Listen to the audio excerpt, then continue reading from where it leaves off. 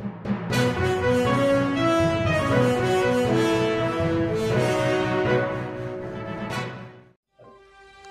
सोलापूर न्यूजमध्ये आपल्या सगळ्यांचं स्वागत।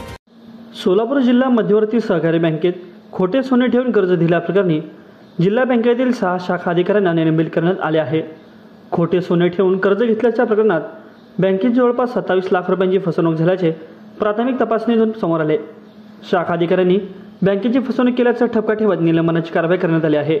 खोट्या सोन्याच्या प्रकरणात संबंधित सोनार आणि कर्जदार यांच्यावरही कठोर कारवाई करण्याची तयारी बँकेने केली आहे। सोलापूर जिल्हा मध्यवर्ती बँकेचे प्रशासक कुंदन भोळे यांनी 2 महिन्यांपूर्वी जिल्हा बँकेच्या सर्व शाखांची तपासणी केली।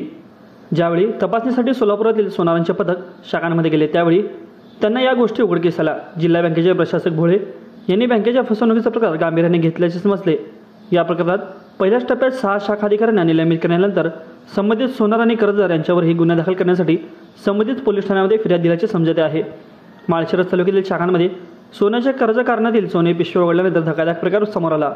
या सर्व प्रकरणात व्याप्ती किती आहे, यामध्ये कोणाकोणाची फसवणूक झाली, स्थानिक सोनारांचा यामध्ये किती सहभाग असा अन्य मुद्द्यांवर चौकशी करण्यासाठी स्वतंत्र चौकशी अधिकारीही नियुक्त केल्याचे समजते।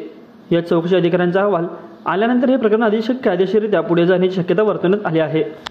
माझं सोलापूर न्यूज या यूट्यूब चॅनलला सबस्क्राईब करा आणि बेल आयकॉन प्रेस करायला विसरू नका।